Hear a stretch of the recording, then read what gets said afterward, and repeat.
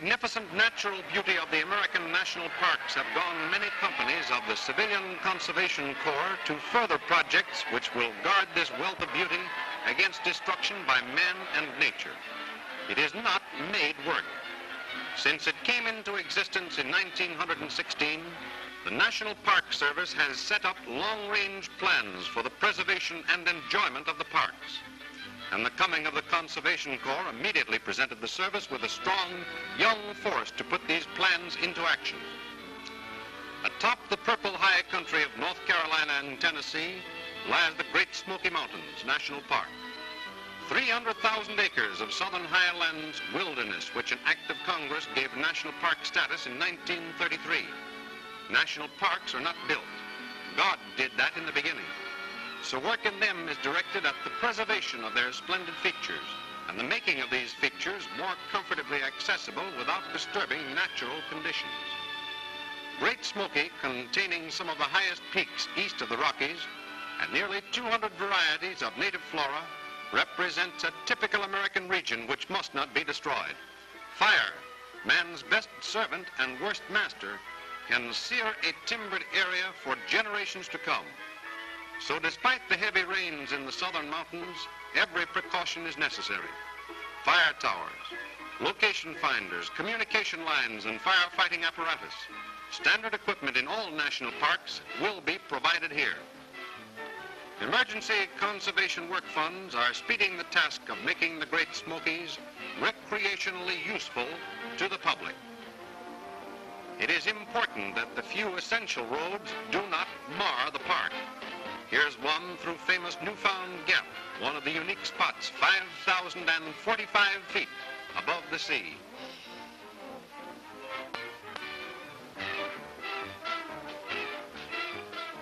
Sometimes retaining walls are 100 feet high. Heavy stone parapets give travelers a sense of security in high places.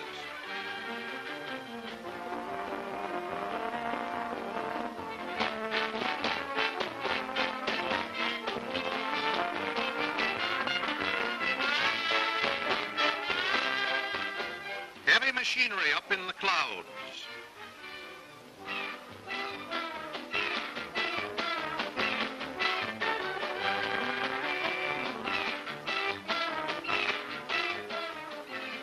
Sure-footed mules lead the way.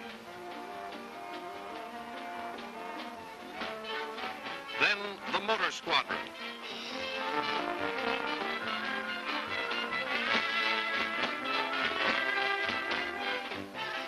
The winds and sleet of the winter storm, the backs of many trees.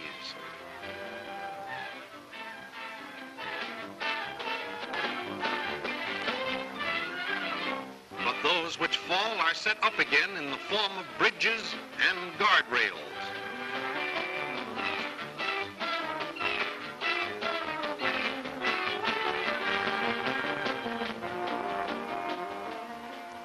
Stone and rustic construction are trademarks of the Conservation Corps.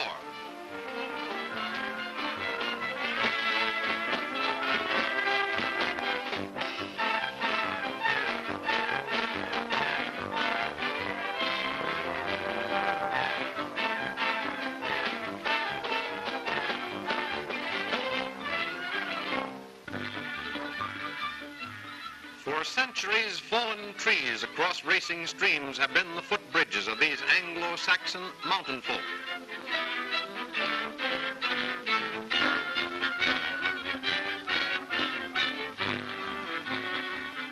Development plans in Great Smoky blend with this early custom.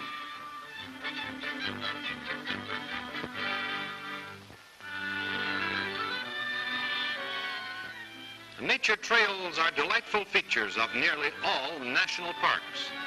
In their construction, care is taken not to harm the natural surroundings.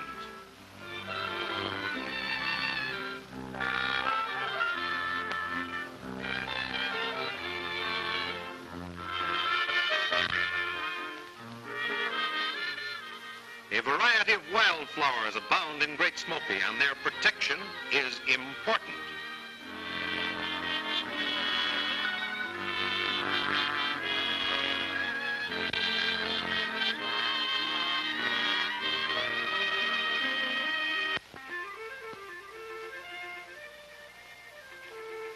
national parks, hunting is outlawed, but controlled fishing is permitted, and in the streams of the southern mountains, trout are plentiful. Natural spawning beds are provided.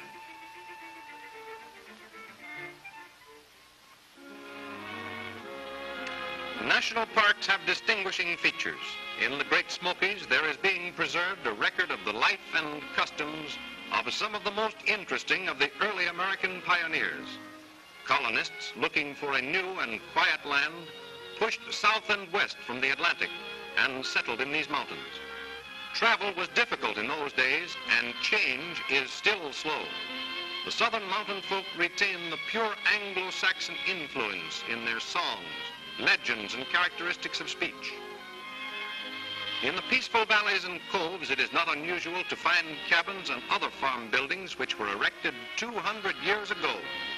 The breadth and thickness of the timbers is mute testimony to the labor of some pioneer in erecting them.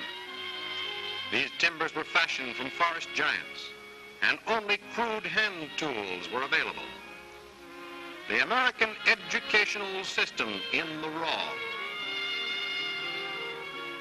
Initials were carved on these desks by the children of pioneers.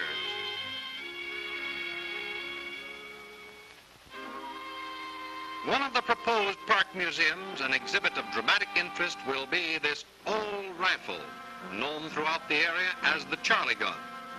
This was Cherokee Indian country. In one encounter between the Indians and advancing white settlers, according to the still prevailing legend, Charlie, an heroic Cherokee, surrendered on the promise that his haunted and harassed tribesmen would be saved from death. According to the story, he arranged for one of his companions to shoot him from ambush after his surrender, saving him from the imprisonment he had elected to endure. This is the gun which was used.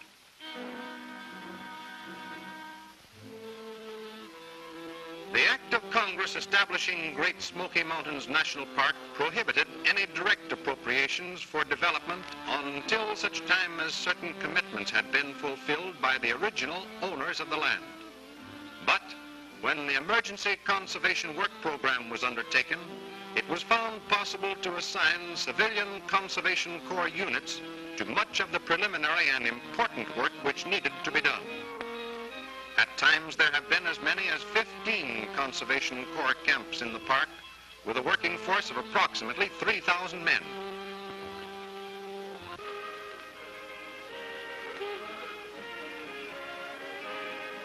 These burlesque signs, which enrollees near Elkmont, Tennessee, chose to affix to their camp buildings, illustrate an interesting and serious phase of the Civilian Conservation Corps movement.